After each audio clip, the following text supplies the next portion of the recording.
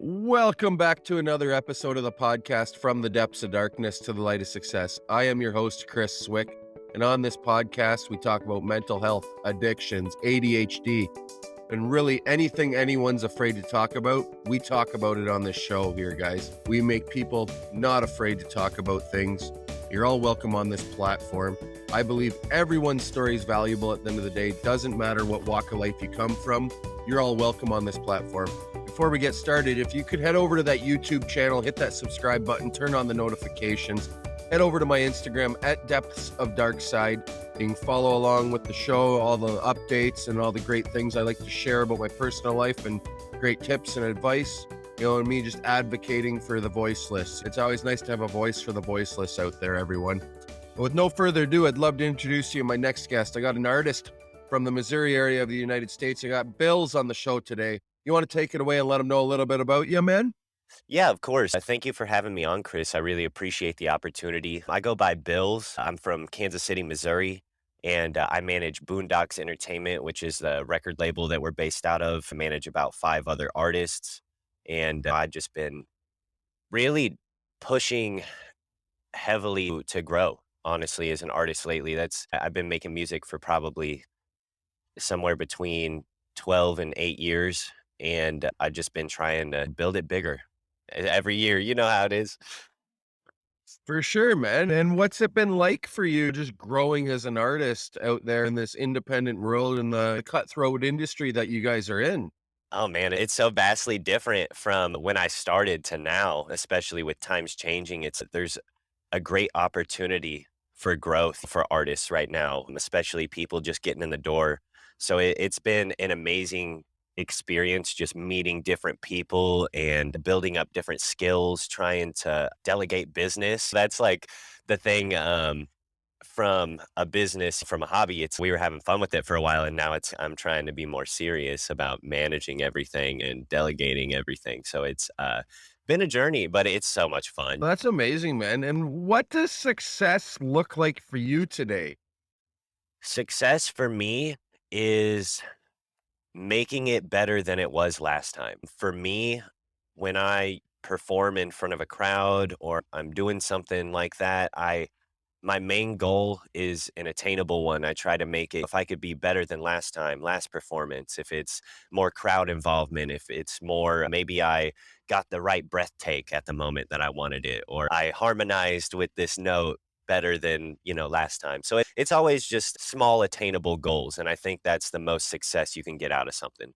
I love that you say that, man. Writing instead of having huge, big, large goals in life that are maybe not attainable, it's writing those small, little attainable goals, daily goals, even down and attaining them. And if you don't get to all of them, Yeah. that's okay. Tomorrow's a new day. Oh, 100%. And I think that there's a level of rationality that goes into that. When you're an artist and you're trying to get off the ground, you can't set your goal to be picked up with $1 million record deal immediately. It does happen, but ultimately, I was doing a lot of competitions through hip hop, and one of the best words of advice that I was given was from Rayvon Oddboy, who was a judge on one of the competitions. And I just asked him after I had performed and everything, and the show was over. I was like, "Hey, man, um, I understand you gave me the score, and that's awesome. I was curious what I could do better." And he was like, you seem like the type of person that is a little bit nervous. Maybe you're not as experienced as some of these other people. And he said the key to feeling accomplished in these circuits and feeling confident is to know you're going to win when you go in. And when he was explaining that to me, because a lot of people are like, oh, I'm going to be number one. That means you win. And he's, it's not about being number one. It's about succeeding personally in your own eyes, reaching a goal that's attainable every time, and not to set it to be so easy. Oh, I held the door for this person, or oh, I got all the way through my song. It's really personal goals that give you that sense of victory. So that helped me out a lot. I love it, man. I love little personal goals and going in there with that winning mindset, not that fixed mindset, more of that Yeah. winning mindset. And even if you didn't win at the end of the Yeah, day, if you think you won, you exactly. gave it your all, that's all that matters, man. Oh, 10,000%. So how do you generate new ideas for yourself going into music, writing, those types of things and doing collab? I would say my process is very organic. I do like to work with other people. So I'm a solo artist that I go by Bills. And then I'm also in a group of three members, including myself, and it's called Spectrum. So it's a little different working by yourself and then working with other people because it's like compromising ideas, trying to brainstorm. For me personally, I reflect a lot on my own personal experiences in life, as well as different aspirations or experiences that I hear about. So sometimes it's, oh, my friend went through this. If let's say the topic was alcoholism, maybe I had this experience, but I know somebody who experienced this. So it's like all of those things amalgamate and come together to form the basic structure of music. Let's talk about some of those different life experiences of yours. Have you struggled with mental health in the past yourself? Oh dear, yes, yes. Right now, I'm doing fairly well. I'm a little bit stressed out. I got a baby on the way. Everybody's always feeling that way, I'm sure. But yeah, I struggle with mental health a lot, especially in my early years. I'm an only child, and my mother and father have always been together. They've been married. I'm 25 right now. I'll be 26 in December, and they've been married 26 years, so a year longer than I've been alive. And for me, it was always just I didn't feel like I had anybody to relate to, if that makes sense. No, it totally makes sense. I've had friends, I've had other people on the show that were only child, having that only child syndrome, if you want Yup. to call it that. And you have no one else to reach out to at home, whether it be a brother or a sister or just to bounce ideas off of. It's only mom and dad. And that Yeah. can be tough and play a role in your psyche and stuff like that too, for sure, man. Oh, yeah. And when I grew up, it was like the start of kind of the surge of the internet. So there was a big difference in technical knowledge between like my parents and me. It's we grew up pretty well off, I would say, not like amazingly. My father was a used car salesman and he would go to different auto auctions and other things, and he was a handyman. He'd do a lot of handiwork around, and my mother, she didn't work until I was in school. She took care of me predominantly, and then she actually works for a school district now. That's amazing, man. It's Yep. nice to have that hardworking family and have Oh, that yeah. instilled in yourself as well. So where do you take mental health conversations once you with how are you feeling to someone? Oh, I would say there's a few different ways to take that question. It's like, how am I feeling in the now, or how am I feeling overall? Because I feel like there's this even if you're very upset or you're very depressed, there are going to be moments where you don't recognize that or you don't um, put that into the point of view in the moment because it's you have to prioritize all these things outside of that in your life. Things will come up and you're like, it's more important if I do this right now than worry about myself, which shouldn't be the case all the time. But for me, it's yeah, I'm doing really good right now, but then I have to look at my business aspect and then I have to look at all the other aspects of my life that continue to branch out, so No, for sure. And you always gotta resort back to taking care of you first, because if you don't take care of Bills first, or if I don't take care of Chris first, all yeah. those other outside factors don't matter at the end of the day if you're not taking care. It's like a domino effect, if you don't take care of yourself, that's gonna bleed into I'm a firm believer in my outside life and my business life have to be separate. I can't bring my personal problems to my workplace. So it's always having to deal with yourself first and settle everything that's going on internally is the best way to deal with that because otherwise it just bleeds in and it domino effects with the rest of your workplace and every other aspect. It's so true, man. Don't bring your personal home life into work and, let's say, take it out on everyone else there. If you're Yeah. angry at someone at home or angry at someone outside of work, whatever the case may be, but you don't bring it to your workplace. That's so right, because it's just gonna have an effect on your day. You're gonna, have an effect on someone else's day. And Yep. there's no reason for you to project that onto someone else when it has nothing to do with them. Yeah, of course. It's like, why would you interrupt somebody's day by manifesting that negativity on them? It's hard not to do, especially when you're dealing with something deep, but it you have to take time for yourself. sometimes and deal with everything here before you deal with everything out there. 100%, man. Let's talk a little bit about your music and what style of music you're into making. You got a little bit of everything going in your music, which I love, man. Thank you, Reminds me thank a you. little bit of you got a little bit of Yellow Wolf in there because I love Shout out Yellow, Slim man. American. One of my favorite artists, when I came across him years ago, like, this is before he even became big, I Mm. was like, I was like, "This guy's really going somewhere," and not lots of people knew about him because he brought out his first couple albums, like, back in the early 2000s, man, Oh, and yeah, yeah, with, like, Creek Williams. Water, oh, yeah, man. That's my There's a few favorite. other ones. Yeah, that's an awesome album, man, and, like, just lots of his spoken word, those Oh, types of yeah. things, man. Then he got into the rock, and then he was actually had the lead song or whatever you wanna call it, the intro song on Sons of Anarchy, those Yep. types of things, man. Like, he was just very diverse. He didn't stick to just hip hop. There was rock and roll and there's some country, a little bit of everything, man. Yeah. And actually, Yellow is one of my main influences for what I do now. I like to give a lot of my early inspiration to Tech Nine as well. So I Good old grew Tech up. Nine. Oh, yeah, man. Yeah, especially from Kansas City. You know how it is. But yeah, so growing up, I grew up in the country in rural county, Missouri.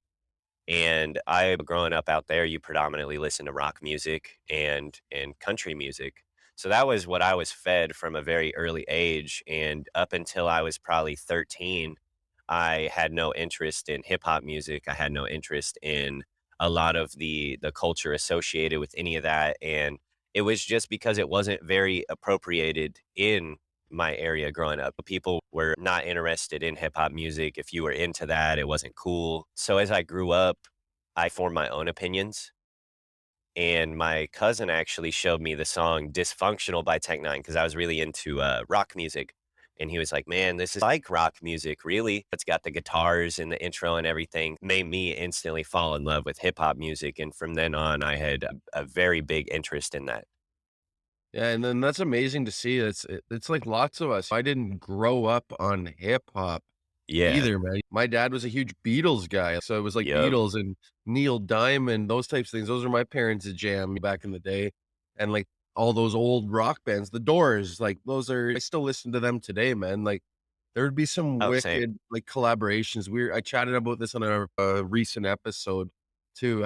It would have been amazing to see if Jim Morrison was still around at the time Tupac was around with those 2 poets and they collabed Oh, together, like, yeah.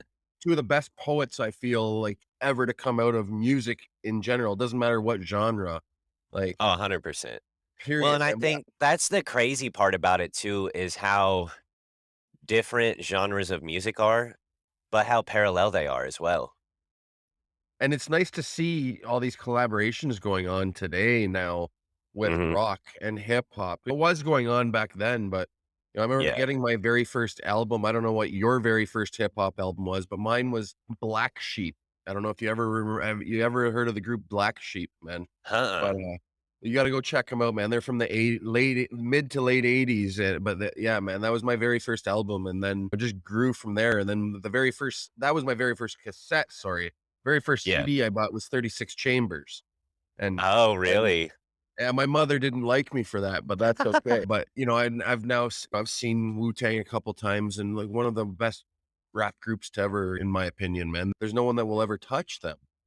Oh, of course not, yeah. And that's the thing about music, it's so interesting is that people will pass, but music is immortal. It just keeps So, going, and it's crazy to think, like, how record sales just skyrocket when someone passes. "Oh, we didn't think about this guy." It's just it's a crazy world we live in. yeah, no kidding. That's the funny thing, growing up, we were buying CDs, and now it's not as popular. There's just not nobody has their Walkman or their CD player on them anymore, so it's like cars don't even normally have CD players in them. No, trust me, I sell cars for a living, yes, and you'd be surprised the older generation, like, I'm talking my parents' age and up, that really Yeah. need a CD player. I was like, "We gotta find you a used car then, because they don't come with them anymore, Yeah, no honey." kidding.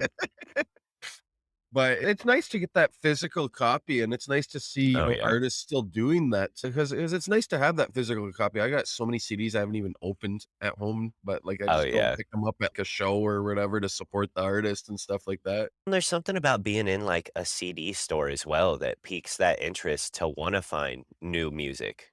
I remember going to the FYE and just looking through their compilation of CDs, and I think my first hip hop CD would have had to have been, like, Outkast Stankonia or something, and I remember buying Hieroglyphics Full Circle and putting that in, and it's this nostalgic feeling now for me. I'm, like, getting out the CDs to listen to that track number 3 or Or they're getting the vinyls really oh, yeah. taken coming back now, and it's nice to see that as well, and just some of the cool things you can get on vinyl, Oh, yeah, and 100%. everyone doing vinyl today too. What do you Well, think and about that? I was talking to that radio host about that, and, he was like, "Man, you need to get a vinyl album out for the First Light from your band Spectrum," and I was like, "It's interesting that he brought that up because when we wrote the album, we actually wrote it with the idea of an A side and a B side. The first 5 songs on there are more organic, and they have the guitars and the drums and more raw vocals. And then as you progress from track 6 through 10, they're actually more electronic. So I it fits really well with the idea of vinyl for that album. Amazing, man. Well, I wish you all the best. Hopefully, you get that out Yeah. and released out into the world and stuff, man. Oh, well, So, thank what public figure do you disagree with the most today, Bills? Oh, man, that's a good question, honestly. Who do I disagree with the most? Who I would have to say I disagree with CNN, bro. CNN all the way. Yeah. I know, and my mom listens to my show, but I don't care. I'm in Canada, and I Yeah. don't even get the darn Canadian news when I go over to my parents' house. She just loves CNN. It's on in the background all the time. Really? That's hilarious. I will go grab the thing and change it though on her. I'll put on Treehouse or some cartoons. I don't care.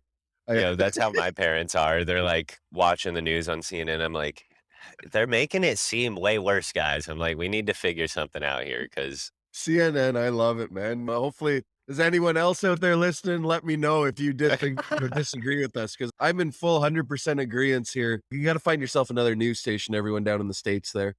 Yeah, no kidding. Come on, guys. There's people out there. There's other news sources. So, how long have you been doing the music thing? You said about 8 to 10 years now, or a little, or Yeah, I started writing, growing up in the age that I grew up in. It's a little bit different than what yours would be. We had the beginning of the internet, like the accessibility of it would be the better way to put it, because you guys had the internet. It just wasn't as accessible in everybody's house or on their phones everywhere. I grew up with a lot of people that skateboarded and played instruments. I think I was in maybe 6th grade, and my friends were playing the guitar, and I was like, "Man, I don't have any of those skills. I don't skate and I don't play an instrument, but I've always been interested in poetry and writing has always been one of my skills. I just started writing lyrics and eventually that progressed to filling up notebooks and binders and then it became digital. So now a lot of times people will say you need to write on paper and for me it doesn't really matter if I have an idea, I need to write it down. I'm going to put it on my phone or a sticky note or whatever's closest to me. But yeah, I've I been doing use it for a while. notes in my phone all the time for different things, man. Like whether it's something that I need to remember, Yeah. using the reminders in my phone. That's what we have them there for. Use them to their advantage. Oh, yeah, they're tools, man. Exactly. Whether you write it down on paper. I love putting the pen to the paper though. That's the Me too. ultimate for me. It really lets those thoughts flow Yeah, and just get and then it's crazy to think, holy shit, where'd that time go? I just did 10 pages of writing or whatever, yeah. and it's really nice, man. Oh, 100%. Yeah, it always feels better, especially I draw as well, so it's digital versus physical, and I always tend to go with the physical and then digitalize it because I'm a paper boy. Exactly. There's nothing wrong with that either. Yeah. What are the types of things that you like drawing? Oh, man, honestly, people the most. I like drawing people. Nice, man. So do you have like some portraits and stuff like those types of that type of stuff or Yeah, so I'm really into comic books, and I Okay. predominantly do like comic book artwork and write stories and make characters and stuff. I'd eventually like to branch out to doing that outside of my music career, but it's like you got to make time for everything. And what type of characters have you created? What are a couple you've created? So one of the stories I have, I try to draw from my own self when I make a character. So it's technically all the characters are different aspects of my mental. I would say they're all a piece of me, if that's the best way to say it. I have one story called Folktale. It's similar to what Van Helsing is.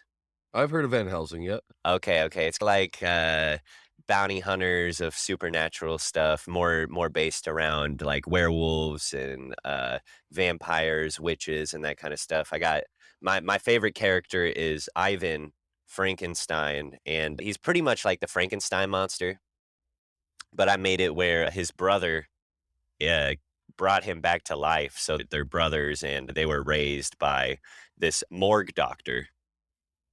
And so that's where he got the idea to put his brother back together and knew how to do it and all of that. But yeah, his brother's very interesting. Frankenstein doesn't really remember a lot about his past. And his idea, the concept behind him is that he's in pain all the time, but he can never feel anything. So that's like his power is that he just has no nerves at all, so he can't feel any pain. Nice, man. It's cool to get creative like that, man. I envy people like you and just how you can get so just let your brain flow and it's probably an outlet for you as well. Oh, 100%. If you're having a down day or a shitty day, man, you probably get the drawing pad out or get the pad out to write down some lyrics or you'll Oh, have an idea in your 100%. head and just go with it and just get out of your own self and get out of your own head and do Yeah. what you like to do. And my fiance will always tell me, "Man, you're ADHD or something," because I'll go from, like, drawing, and then I'll just set the pad down, and then I'll be like, "Oh, I have to work on this song," and then it's, like, "Oh, now I need to work on this album art." So I'm just all over the place all the time dancing around her and stuff. So she's like, "Man, I don't know what you're doing, but pick something." Finish it through and see it through. Yeah, exactly. I'm always dropping it here and picking this up, and man of many hats, I would say. Hey, there's nothing wrong with that, man, but I am the same way, but I try to see something through now before I move on to the next thing. Because if I keep going from thing to thing, Oh, you have a nothing million ever started gets done. projects, yeah. Yeah, I got tons of those or hobbies that I've started and haven't Oh, whatever the yeah. case may be, man. So would you rather be a Freemason or a member of the Illuminati? Ooh, that's a good question. I would say I wouldn't wanna be a member of the Illuminati, but if I had to pick, I think it would be the more interesting avenue because it's, very socially acceptable to be a Freemason. And I think it would be interesting to see the dynamic the opposite way. I feel like a lot of people are Freemasons already. So I'm sure there's a lot of people in the Illuminati if that's what it is, but I think it would be more interesting. It's more elusive.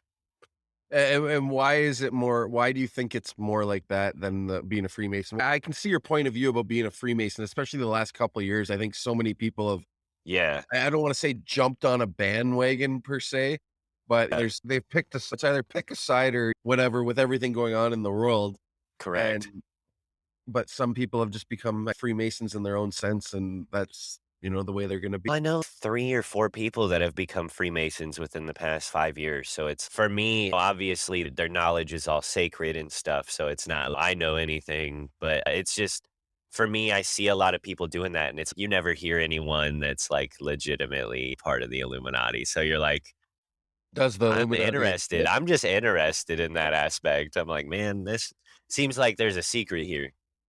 And there very well might be, man, there very well Oh, might yeah. be.